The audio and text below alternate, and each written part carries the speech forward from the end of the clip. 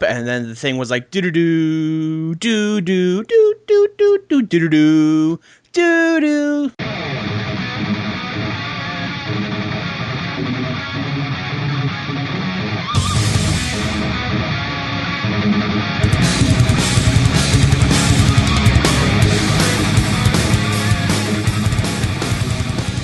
Hello and welcome to Let's Play 2. My name is 2K and I'm here with a special guest, Swarley. And we are actually not playing 2, as you could probably tell by looking at the screen. We are going to be starting my new series, which is Back Through Time, which will be reviewing all of the old WWF papers that I never had a chance to watch in my childhood. And once again with me is Swarley. Hello. And he's here sort of as the guy who did get to watch all the episodes, more so in his childhood than I certainly did. I don't even know if I was. Were you alive for WrestleMania 1, Swarley? No, I was not. Okay, so neither of us were around for WrestleMania 1, which is what we will be reviewing today, which you'll probably be able to tell by looking at the title on the top of the screen, right there. Look at it. But yeah, we both sat down because we both have the fantastic WWE Network, and we both watched WrestleMania 1, and I mean it was a pretty good show. It was pretty okay. But what we're going to be doing as a special Let's Play 2 twist on it is rating each segment in a 1 through 100 scale.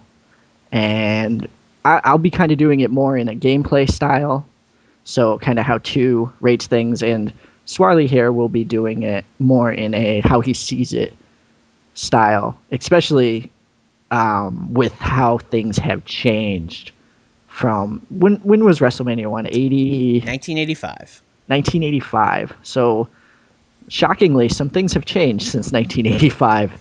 And some of these celebrities may not be as big of a deal nowadays. But what we're going to do is we're both kind of going to give the grade of what the segment was, give a short description of what we thought about it. And at the end, we're going to give our final grade. Sound good, Swarley? That does sound good. Thank you for having me, Nick. I've played TEW once in my life, and I was overwhelming, and I cried. I was like, I don't know what to do. There's too many things. So, TEW community, please be nice to me. Yes, he is here definitely as the wrestling fan or wrestling authority. That's what I want to hear. The wrestling authority. He is here as a wrestling authority to my 2 authority. So, what? We will start with what I have labeled as the sweet guitar intro, but I believe you informed me that this wasn't the actual music they used originally. Yeah, this was just stock music. The real opening, it was like, it started real slow, and then it built up, and then the thing was like doo doo doo doo doo doo doo doo doo doo doo doo doo. But I don't know if anyone, you know what I'm talking about if you saw WrestleMania 1 on VHS or Betamax back in the day. But yeah, this was just like cheesy guitar music. I have no idea how they don't own that song from WrestleMania 1. I've never heard it anywhere else. I just assume they own it. Like, I assumed they made it. But apparently they didn't. And they had to use some just cheesy guitar music. So that was disappointing for me. I don't know. I really like I thought the cheesy guitar music was very much from the original show. I had no idea until you informed me otherwise. That's why I'm here. Yes. So I actually graded this intro as a 75. It was a good way to start the show, I thought. Now, I didn't rate this because I didn't realize I was supposed to, but I feel like just because I'm more familiar with the original, I was probably more upset and couldn't take this at face value. I probably would have given it like a 60. I was very disappointed. Okay.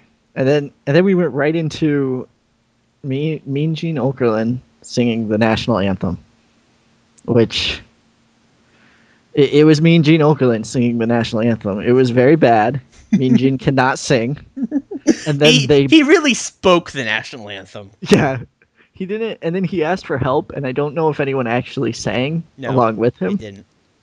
And then the announcers played it up like we had just heard a opera singer sing the national anthem. I believe Ventura actually said unbelievable, and I mean it It was was it was certainly unbelievable. unbelievable. Yeah, no doubt. All right, I gave this one a 56. Well, we, sir, have a difference of opinions. I gave this 89%. I thought this was amazing. Um, Oh, I guess we're not supposed to take irony into effect with these scores, but I just thought this was tremendous. Why would they ask me, Gene, to sing the national anthem? This was this was just like I just laughed the whole time. So that means I enjoyed it. So I gave it 89%. This was my highest rated segment on the show. Me, Gene sings the I national mean, anthem.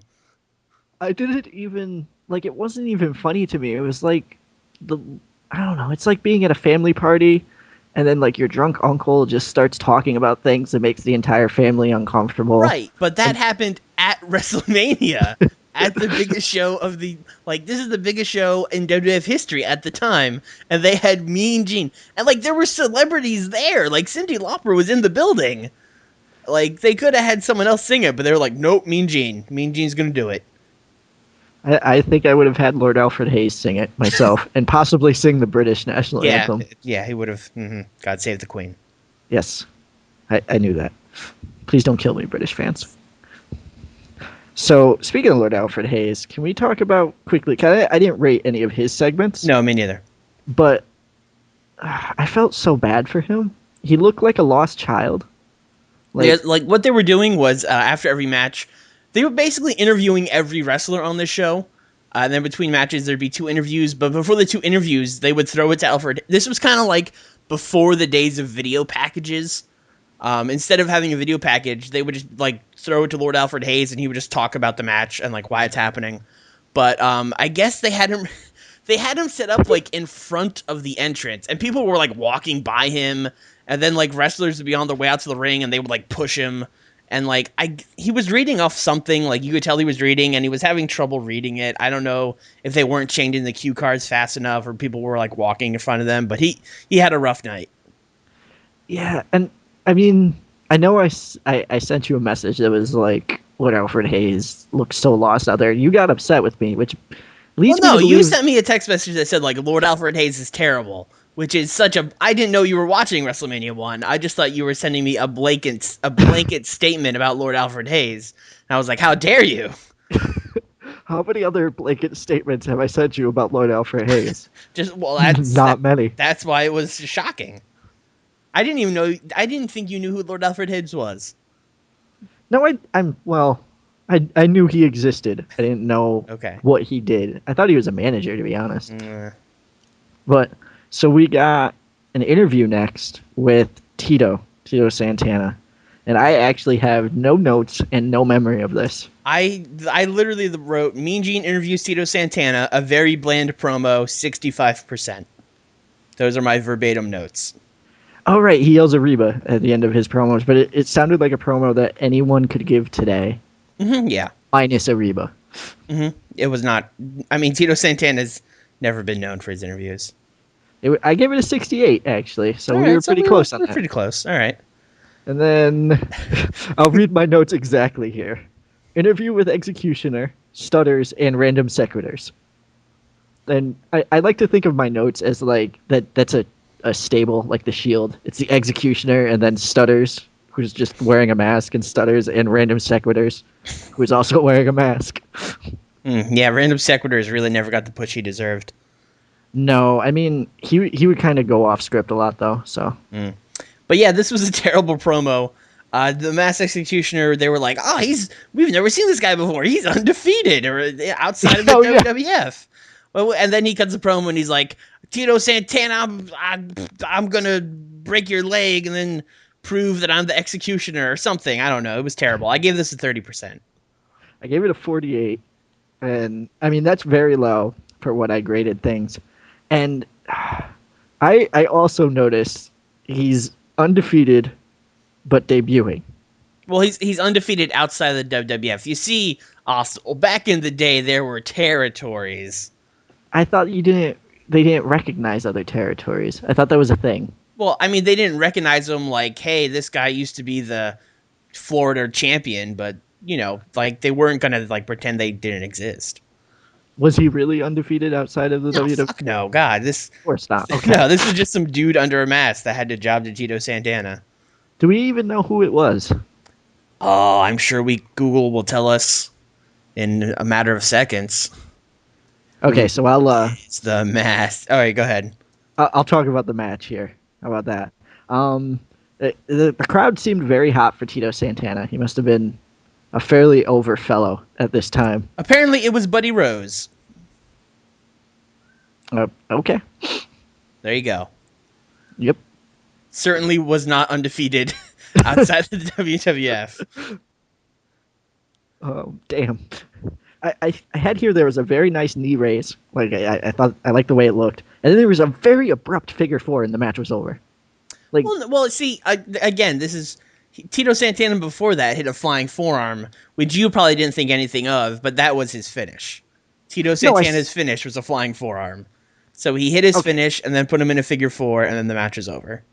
I just thought it was like I understand that like his finishing combination and everything. I did know the flying forearm was Tito's thing. I didn't know the figure four, to be honest. But no, that's not his thing. That was because the Max Executioner was going after his legs. So he was like, "Oh, you're going to go after my legs. I'm going to go after your legs." It's psychology, Nick. Psychology. Yes, I got it. Okay. It's just it was like a super quick match for something that maybe it's just me because of the modern like wrestling age, but they like gave it a build, which meant like, oh, okay, this has to go at least 10 minutes, and it did not. I don't think it got close to 10 minutes. No, like nothing went 10 minutes on the show except like maybe the main event. I think Steamboat's match did. No, it didn't. That was a quick match. Maybe the tag match seemed like it went 10 minutes. That might anyway. It was quick, and I was ill prepared for how quick things were going to go. I have a lot of notes on here: abrupt end, abrupt end, abrupt end. So I guess I was like, oh. I didn't think any of the endings were abrupt. I just, like, they were, like, I guess you're just not used to, like, those finishes being finishes since you weren't watching wrestling at the time. But, yeah, man, in 1985, like, a flying forearm was a finish, and we all just were like, yep. Well, I mean, I wasn't around, but in theory, everyone was just like, yeah, flying forearm. We're down with that as a finish. They were all excited. So what did you give this match? I gave it a 74. All right, I gave it a 65, so we're in the same ballpark. Yeah. I mean, I think we've established that your grades are going to be about 10 to 15 lower than mine. I was pretty harsh. Okay. Yeah. I was expecting the opposite, to be honest. Yeah, because I remember watching WrestleMania 1 when I was like a kid, because I used it was one of those things that was in the video store, so I would just rent it a bunch of times because there's nothing else to do. And I had fond memories of WrestleMania 1, but I haven't watched it since I was probably like 7 or 8 years old, and I was like, man, this is not. It was probably less of I hated the show and more of just like my memory like failing me and being like, oh, disappointment. Swarley, we do have people who will probably listen to this who are under the age of 16. So why don't you go ahead and explain to them what a video store was the thing where they had all these VHS tapes, which is kind of like a Blu-ray, except there's this big square thing and it had film in it. And when you were done playing it, you had to wait 3 minutes to rewind it back to the beginning. And if you didn't do that, the people would yell at you. And you could get wrestling things there. But they would never update it, so they would only have like 10 wrestling tapes, and you would have to rent the same ones over and over again. I had the same problem, but with anime. Be like, yeah, I could get like 3 episodes of Dragon Ball Z that I've seen. Yeah. Again and again. And then you'd go one day, and they would have like a new tape. It wouldn't even be like a new tape. Like it wouldn't be like if it was 1997. It might not even be like it would be like a show from last year. Like you would just go into the store and be like, "Oh my God, they got SummerSlam '96," and you would rent it and you'd be so happy. I hope not. I mean, well, it would be better than SummerSlam '95. Anyway, I would be happy. Anyway, we have interviews, right? Yes. Yes. SD Jones interview, and I know very, very little about SD Jones is pretty much a jobber. If you didn't gather that from the match he had. No, but I knew, like, when SD Jones popped up, I was like, jobber. Yep. And Good then call. a few minutes later, I was like, yep. I mean, they did give him promo time, and he just kind of yelled stuff, and then at the end he was like, "We're getting down today, baby," and I liked Which his promo. I gave it a 70%. I gave it a 59. Ooh, But okay. I think that was just because I was instantly like, jobber. So he had the reek of the jobber on him. I mean, I like when random jobbers get promos, so I was excited. In All fact, right. I liked it even more than King Kong Bundy and Jimmy Hart's promo because they didn't really say anything. They were just like, "We're gonna kill this guy," and I was like, "Yep, you sure are." I agreed. I gave it a 66. I gave it a 68. Yeah. You were all about those two interviews, apparently. Uh, So well, I was let me gonna just say those are my high scores, but they're not because I gave Mean Gene at 89%. you you did. You sure did. You want to go back on that? Nope, or- I stand by that. All right. So I'm going to read off my notes, which will basically be the entire match. hmm 2 squashes in a row, question mark. Bear hug, avalanche, splash, done. 9 seconds. hmm Daniel Bryan is better than SD Jones. Yes, he is. That's okay. My say Bundy versus SD Jones, 10-second match. Hard to give this a score. 50%? Question mark. Oh, I gave it a 69. It did what it was supposed to do, which made Bundy look like a boss. Sure, I know. I just didn't know what to do with this because I was like, this isn't even a match, really. I really just wanted to give it NA, but I apparently that wasn't possible, so I just went 50%. I really just pulled the number out of my butt. Well, I mean, don't tell anyone, but we're kind of doing that for all of these. What? No, I have a very specific formula. I'll do that for the next show. All my scores will be like 73.4%. And all that stuff. Excuse me, round that down. So we had Matt Bourne interview. Okay, And pop quiz. Who did Matt Bourne become? who didn't? Was he Doink? He was Doink. Oh, man. Bam, nailed it. Wow, all right. I don't Well know done. where I pulled that information. I don't from. know either. I'm very surprised. I think didn't he pass away recently? I should know this. I think he did, he might which is have. where I got that information from. Anyway, so Doink wrestled Ricky Steamboat, and they did interviews first, but not as Doink. I thought Matt Bourne actually cut a really good promo. I disagree with you. I thought he cut a rather bland and uninteresting promo. No, I don't know. I guess I'm just a sucker for 1980s yelling at people promos, but I had no expectations for it. So I don't know. I thought it was a pretty good promo. I gave it a 62. I gave it a 75. All right, so we obviously disagree. And then Steamboat came out, and he cut another boring promo. There were a lot of boring promos on this show. This was about the point where I was like, oh, maybe I shouldn't have agreed to do this idea. I mean, this was your idea, so. It was, but why do I still had to agree with myself that it was a good idea and commit to, like, asking you to do it with me. I tried to tell you. I was like, a lot of those early WrestleManias probably don't hold up. See, it's not the WrestleManias that concern me. It's when we get past, like, when they started doing the filler pay-per-views. Oh, I didn't realize we were playing that far ahead. Well, I'm not. I'm just okay. Mildly concerned about, like, I don't know. I'll watch In Your Houses all day, so I'm ready. Oh, yeah. Anyway, Steamboat. Mean Gene's an a-hole. That's what I wrote. He cut him off. He just like, yeah, okay, whatever. Yeah, he cut a lot of people off. I think they had like a 30-second cap. I don't know. I gave it a 78 just because I felt like I should give him a higher score than Matt Bourne. That was really my only reasoning. I think I did the same thing, but I gave it a 67. So. Okay, that's fair. And then they fought. I put Ricky Steamboat's awesome. Matt Bourne's suplex looked very nice. And abrupt splash and win. I wrote a decent match, but the crowd gave zero shits, which is true. The crowd was sat on their hands for this match, did not care at all. But it was okay. I gave it a 68%. See, I gave it an 83. Wow, really? Yes, and you thought this was that good of a match? I thought this was the best match on the show. Let me double check that. Hold on. You thought this was like a B match. I thought this was the second best match on the show, and yes, I thought this was a B match. I really liked Matt Bourne in the ring, and I was going into it like, oh man, a Ricky Steamboat match. I'm so excited. I haven't really seen a Ricky Steamboat match before, like in its entirety. And Matt Bourne was the one that came out impressing me. Yeah, Matt Bourne was good. That was also one of my takeaways from this. Like, oh, Matt Bourne was good. Too bad he became Doink. Tough break. Yeah. He's the Nick Dinsmore of the 1980s. Absolutely.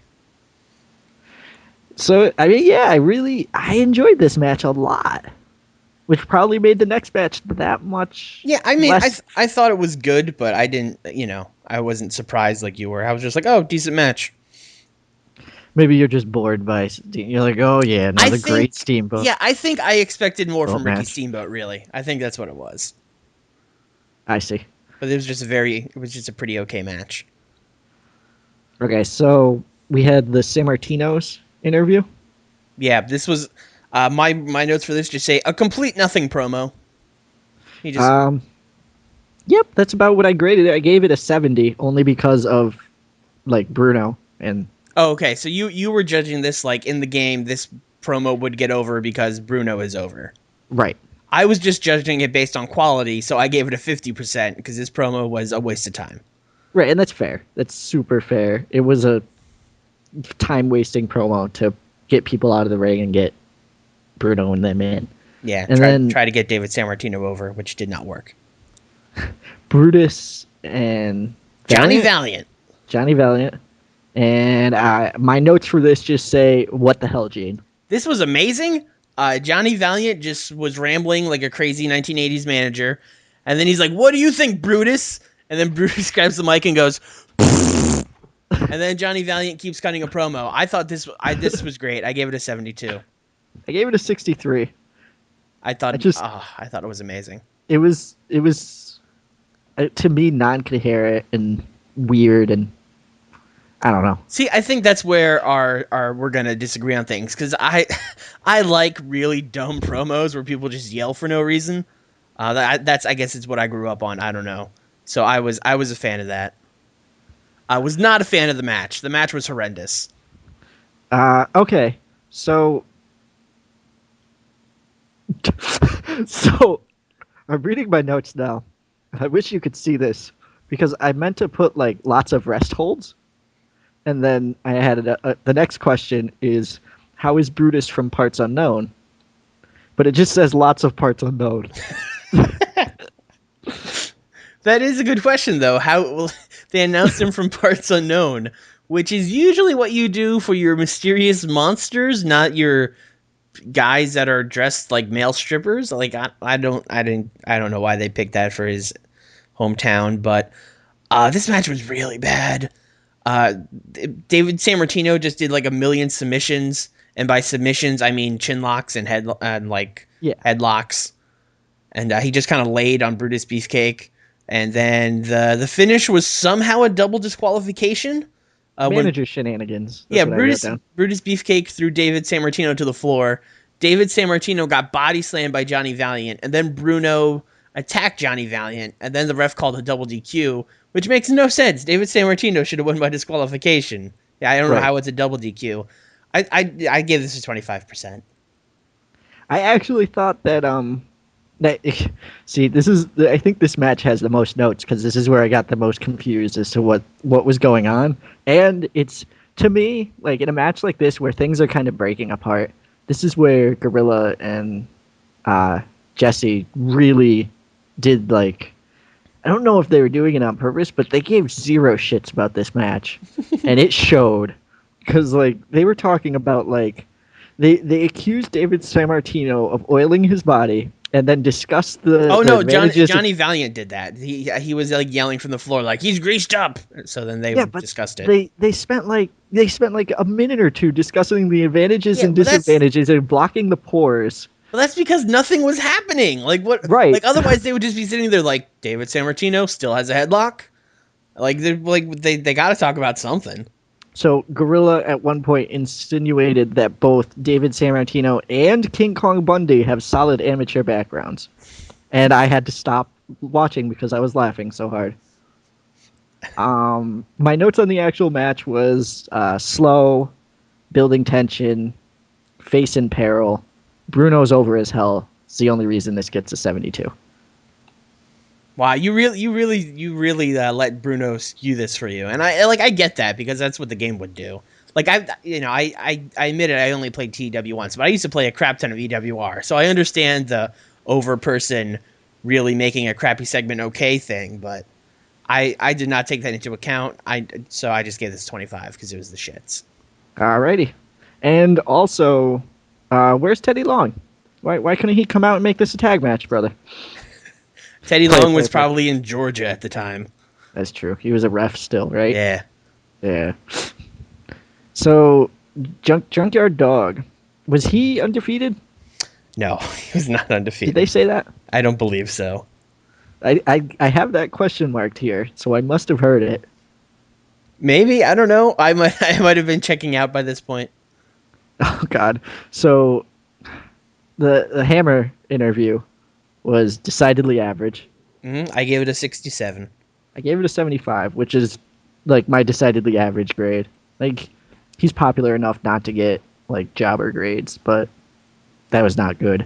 Although next came the Junkyard Dog, which was probably the worst promo on the show. Yeah, Junkyard Dog is known for being charismatic. He was really big in the Mid-South territory.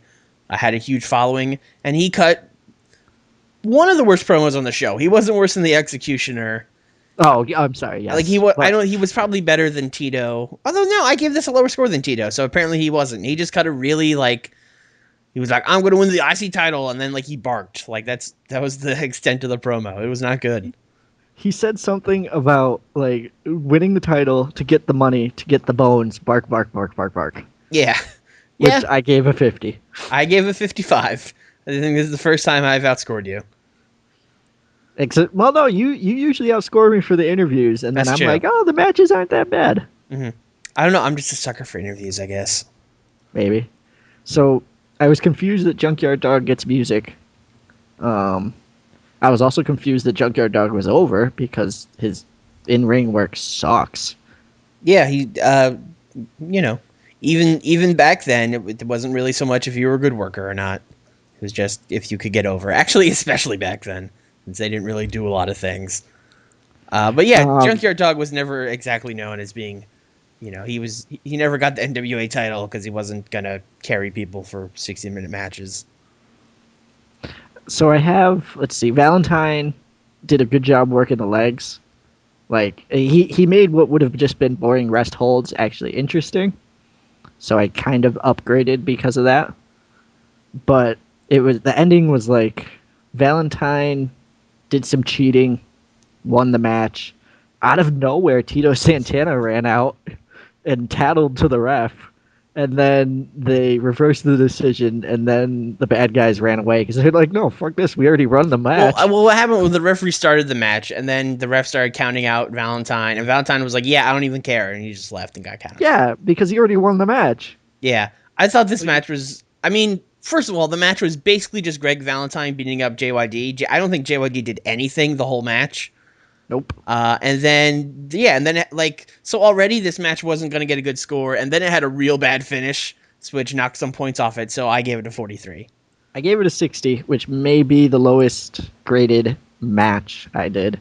Well, see, this is going to sound really stupid when I say things like that, because we're going to have all the grades up on the screen, and all the viewers could be like, no, you stupid. This is the lowest grade, but whatever. I'm looking at notes. I don't have the same advantages that my viewers do. What was a good advantage? Volkov and Shiki doing an interview. Yes, this was the best thing. I think their interview later was better. Their first one was just kind of okay. I did this in 2 parts, and I stopped watching after this match. So this was my main event for one night, and I picked the right match. Volkov and Sheik interview, I gave it 80. It was good. I don't know. Very good. I gave it a 60. It was very short, and then although I did not grade Sheik and Volkov in the ring with Volkov singing the a Russian I didn't national either. anthem. If No. if I would have rated that, that would have scored high. But yeah, I give this a 60. I don't know. They each spoke for like 3 seconds, and then the promo was done.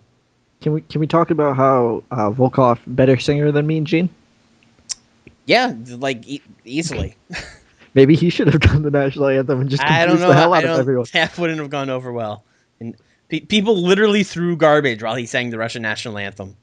I noticed that. Yeah, That was it EC was Dub. it, EC Dub. it was a different time. And then And then we had another completely useless promo. yeah, Where we had Wyndham and Rotunda, who were the tag champions at the time. They were managed by Captain Lou. Captain Lou was just like, we're going to go out there and win tonight. And then Mike Rotunda was like, yep, let's go to the ring. And then Barry Windham was like, let's go to the ring right now. And I was like, good thing we filmed this interview. I gave it a 45. I gave it a 50. It was not good. See, Although I thought the match was actually pretty good. well, you could tell that it was getting late in the night for me because the only note I have on that interview is bad. Yeah, I just wrote the useless promo. Okay, so Volkov and Sheik, best entrances, great characters, great setup. The only actual notes I have from the match is that Nikolai is actually really good in the ring. Like, I really enjoyed when he was in the ring doing things. I don't know if really good is the word. Okay, surprisingly good for what I thought he would be. Sure. I thought Barry Windham was the star of the match, actually. I thought he looked really good. I think I expected them to be good, maybe. I just didn't expect Sheik and Volkov to be able to wrestle because, I don't know. I just... Don't let Sheiky Baby hear that. I just have this image of them kind of being old and not doing anything. That's because you're a new fan. And when you started watching, they were old and couldn't do anything. They seemed old even in this time period. Were they were. Okay. I don't know. I actually like this match. I gave it a 73. The dastardly heels used Freddie Blassie's cane to win.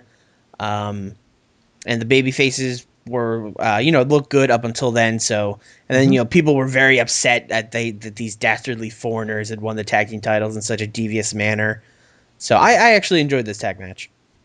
I kind of went away from grading it how 2 would grade it because I think 2 would grade it how you did, about a 73 or so, because while they weren't that over, there was still a lot of crowd reaction. I gave it an 80. I was a sucker because it was a good story, and you had like the managers interacting, you had everyone interacting. No one was wasted, really.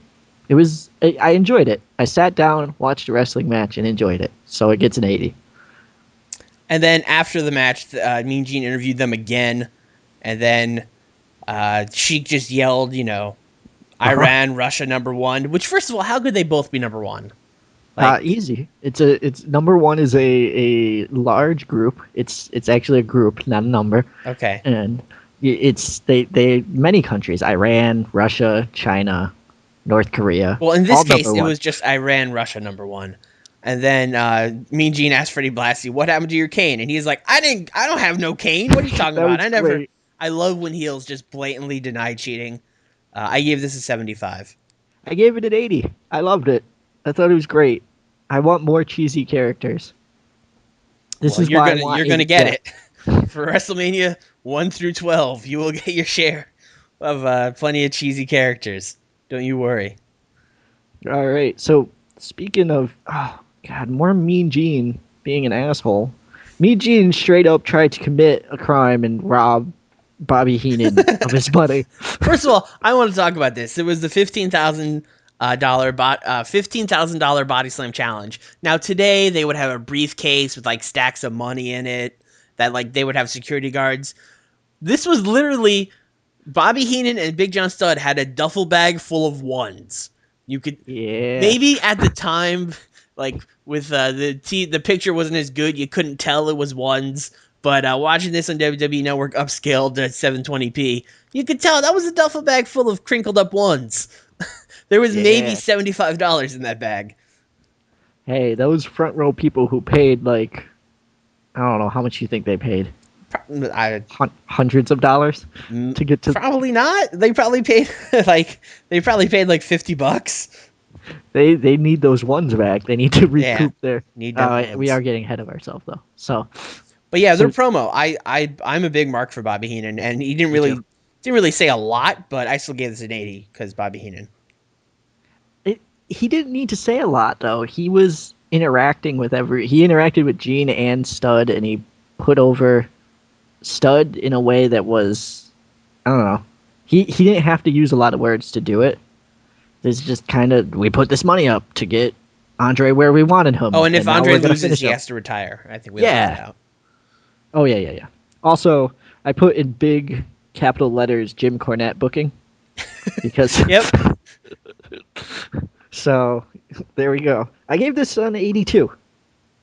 Do you mean you also gave it an 80 or you gave it an 82? I gave it an 82. Okay. Like, not an 80 as well. I gave it an Okay. 82. Making sure. So this might be the first promo that I mean, 80 and 82 is pretty much the same score. yeah. So I put holy shit, Andre is over. Yeah. Holy love shit, them some Andre is. Yep. Holy shit, Andre is not in good shape. Nope. And then I put holy shit, he's not even in good shape compared to Big John Studd, who is also not in good shape. I disagree. Big John Studd was jacked to the gills.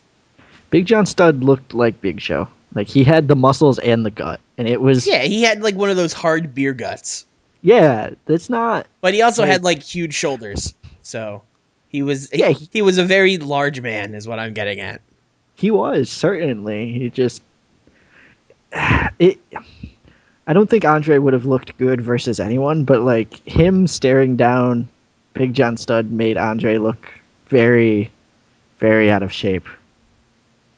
It almost looked like they found a guy in the crowd and then photoshopped him to be larger than Big John Studd.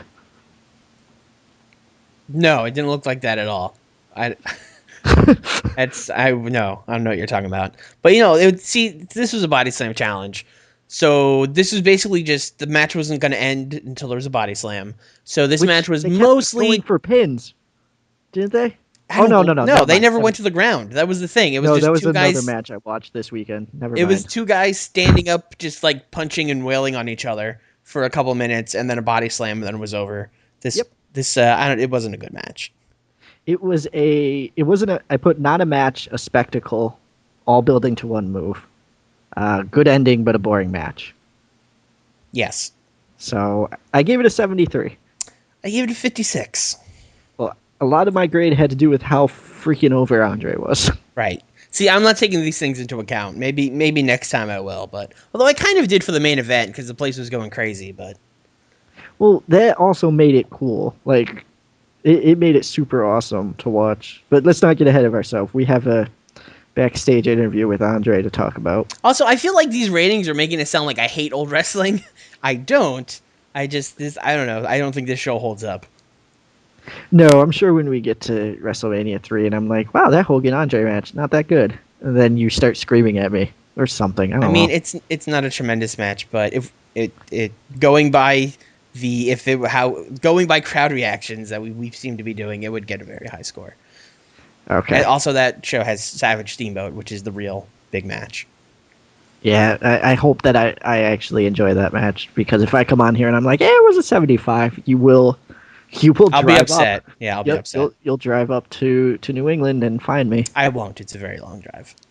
Yes, that would be difficult. So Andre was interviewed backstage, and I didn't understand a word he said, and I listened to it 3 times. I don't know. I understand most of what he said. I'm just used to it. But I gave it. This is also Mean Gene cut him off so hard. He cut him off like 3 times. Andre kept trying to say stuff, and Mean Gene was like, "Oh, we gotta go." But I don't know. I just gave it a 68 because Andre, he didn't really say anything. I gave it a 65 because I need to be able to understand what you're saying. I don't know. Apparently, I disagree because I just like when people yell things.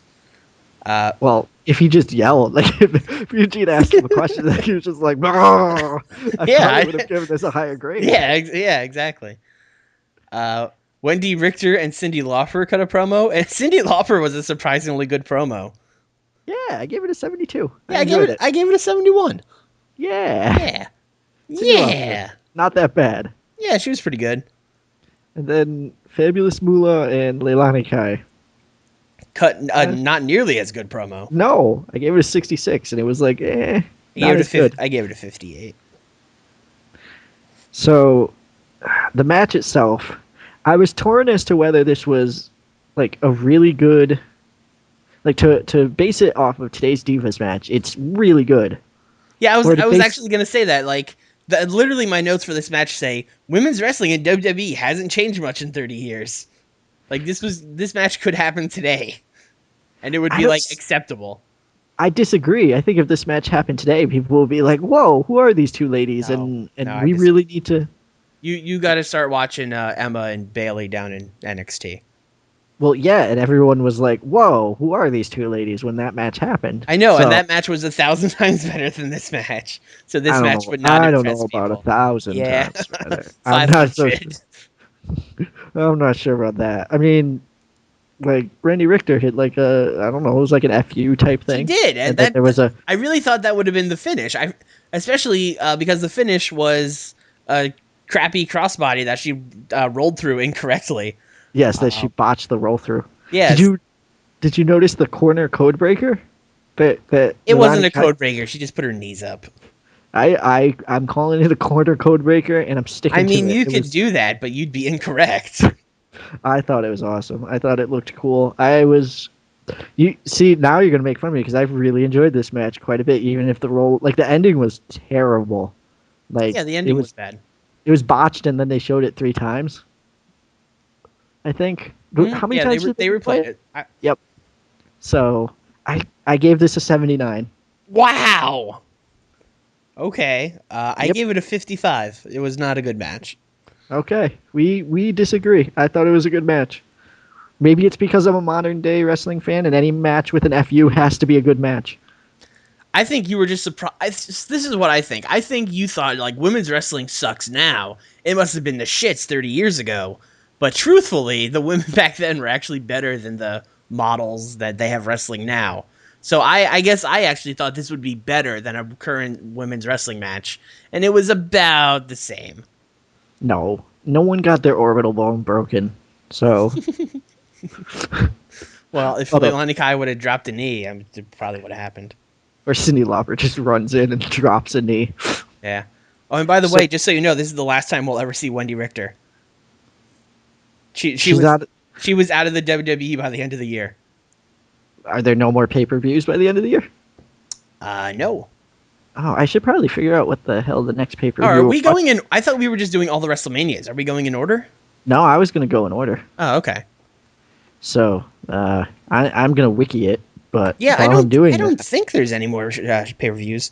Also, I mean, just this really wasn't even a pay-per-view. This was closed circuit. yeah. Oh, the Wrestling Classic would be next. Okay, there you go. So we have what matches do we have? Oh my God, that's a little. Oh, there's a tournament. Yes. Oh no, the main event is Junkyard Dog and Randy Savage. Yes. Oh no, I'm not okay with this. Was Randy Savage even on? No, he wasn't on this show. No. Was he in the company at the time, or was he still in AWA? I'm not positive, to be honest with you. Was he ever in AWA, or did I pull I that out don't of my think so. ass? I think you made that up. Okay. I'm gonna look it up right now. Anyway, there was a Richter interview, and yeah, it was not good. The backstage interview. I apparently did not score this. Uh-oh. Yeah. So, yeah. What did you give it? I gave it a 68. I will give it a 70, just to continue our trend of me going higher on promos. Bam, done. Also, he was totally in the AWA, and it looks like he won the AWA Southern Heavyweight title. Suck it, Trebek. Great. Well done, Wikipedia. Hey, I pulled that. No, I know that was Wiki, but the original information was off memory banks. So, anyway, Billy Martin, Liberace, Muhammad Ali, Roddy Piper, and Hulk Hogan. Yep, all that happened. Billy Martin was the ring announcer, and he it looked like Fink was like still coaching him on how to be a ring announcer while he was doing it. So I don't know if they actually practiced that at all or not. I would guess not. So yeah, that was a little. I don't understand. Like, did Billy Martin announce? I thought he was just a manager. No, he and was a manager, but he was, I don't know. He's a celebrity. They got to find something for him to do. It's not like he's going to wrestle. He could be the, like, you would think it's someone who talked. Like, get Marv Albert or so. He was maybe not popular, but Well, get Billy someone like, Martin was like popular at the time. I mean, he was the manager of the Yankees. This was in New York City. WWF was the New York territory. So yes. I mean, I guess wasn't he the manager of the Yankees in the '70s though? Like, I'm almost positive he was the manager at the time. oh, okay. All right. So Liberace was the guest. What was it? Bell ringer? Guest ring? Yes, the guest timekeeper. Timekeeper. That's what they're called. And he danced with the Rockettes for far too long. Muhammad Ali was the guest outside referee, whereas Pat Patterson was the guest inside referee. But they did not make that clear, so I was very confused until they actually did say something about it. Because they actually had the two refs, and I was like, are they both going to ref?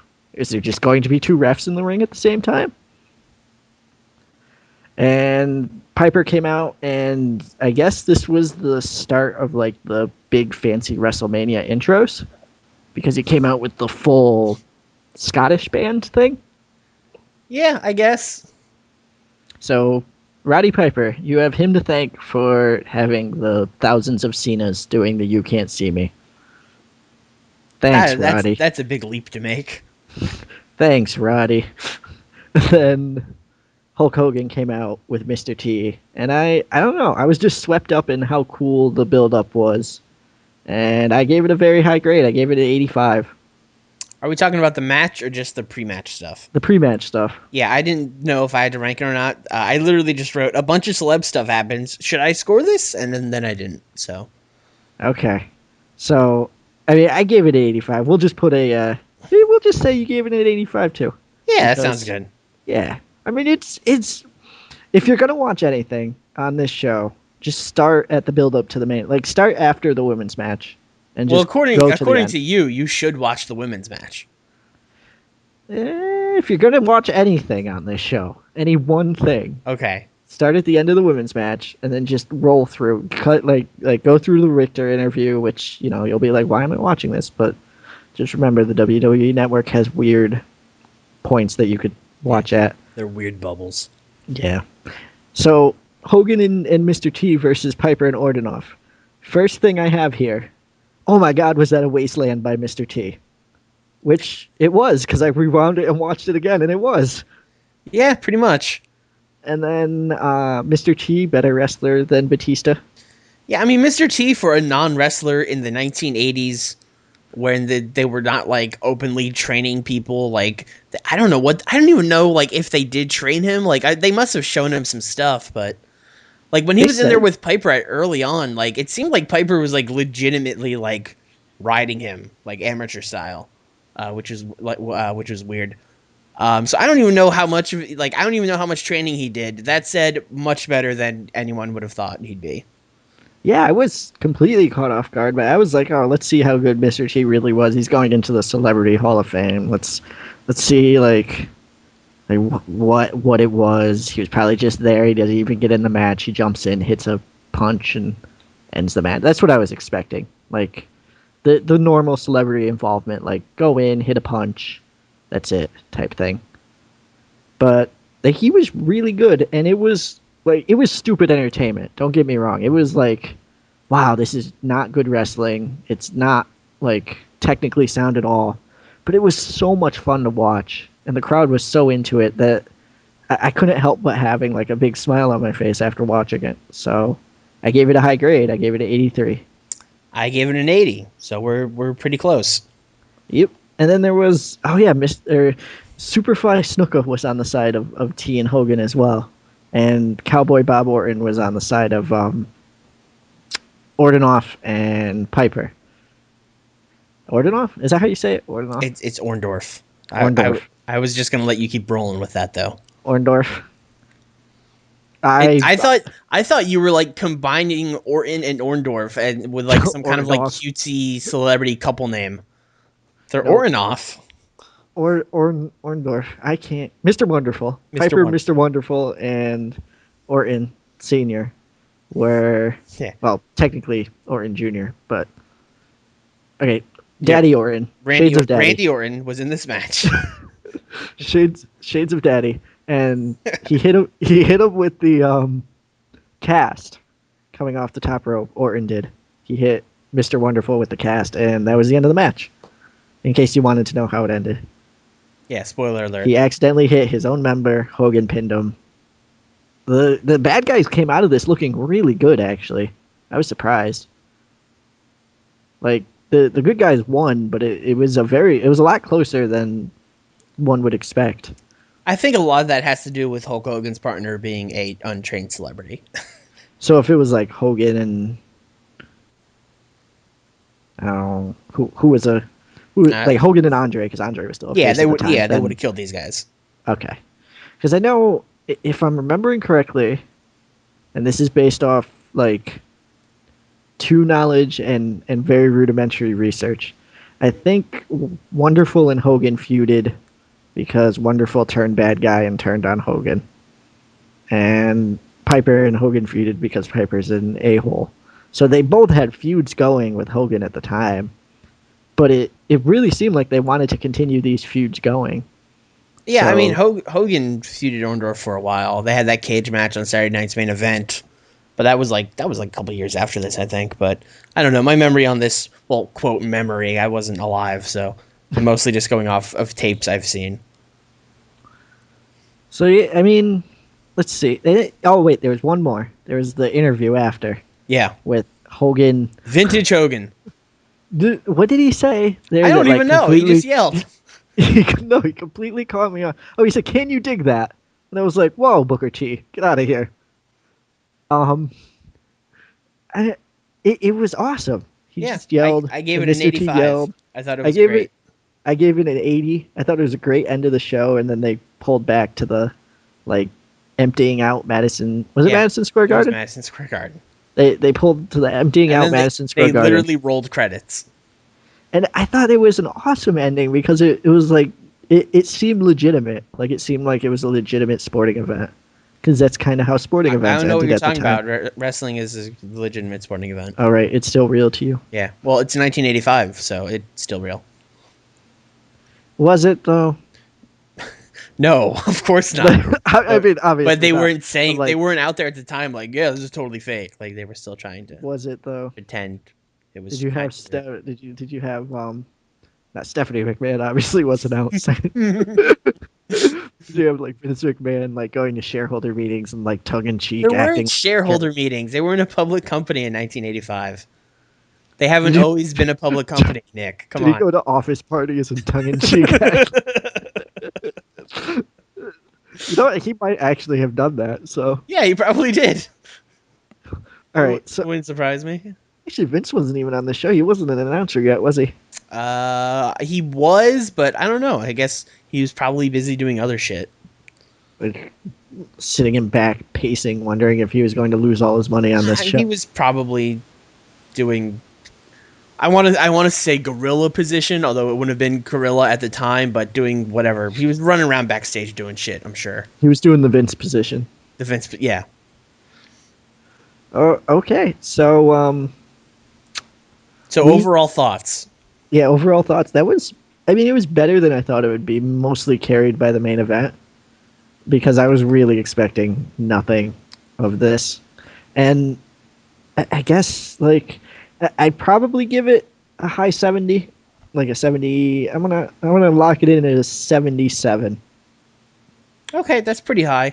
I literally just did an average of all the scores I gave, and I came up with a 63, which is probably, like, if you asked me off the top of my head to give it a score, that's probably lower than I would have said. I probably would have said, like, a 68 or 69.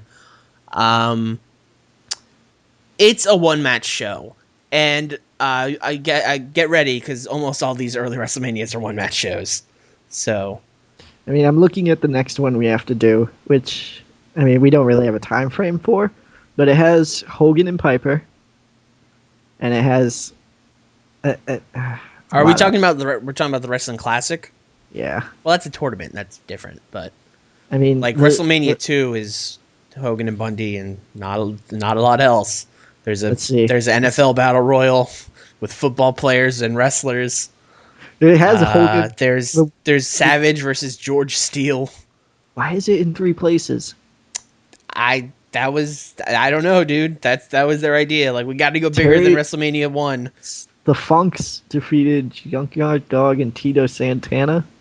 And the other thing is main event. Oh, Hercules Hernandez, yes. The other thing is, like, I don't think all the matches from all the events are like shown. Maybe they are on the network though. I don't know.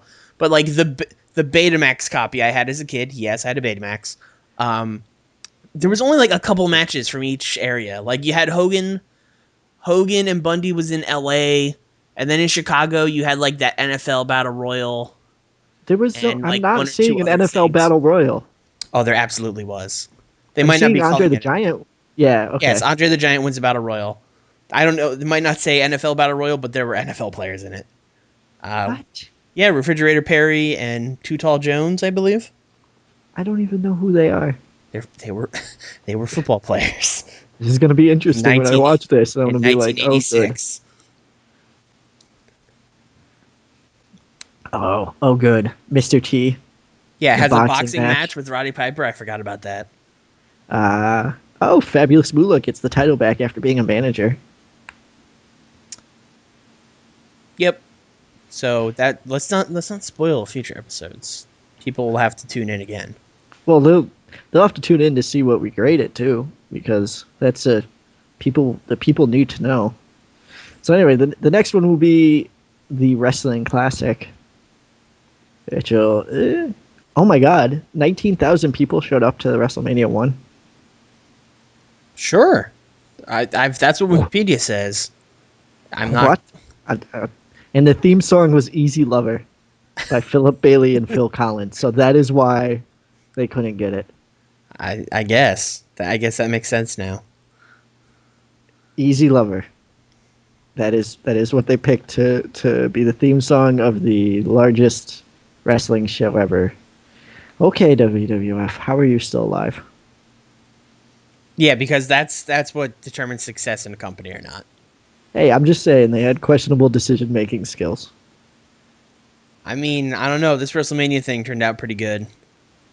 It's not like there's been 30 of them. It's the biggest thing in the world in wrestling, and Daniel Bryan's going to win the title at the next one. And actually, by the time we do another show, it will probably be post-WrestleMania. So anyway, we should sign off. Everyone, go follow Swarley's ventures. He does a lovely podcast called Talk Impact Radio, where he is one of 3 or 4 hosts who... including me, there are 4. Yes. Well, I mean at a time. Sometimes there's 3. There's usually 4 recently. We've been getting better about getting everybody on the show. But yeah, check us out, Talk Impact Radio. Just search us on iTunes or Stitcher or whatever. You'll find us. And I also have a YouTube channel, youtube.com/SwarlesFPR. I do simulations of the game Fire Pro Wrestling and then do commentary over it with wacky teams.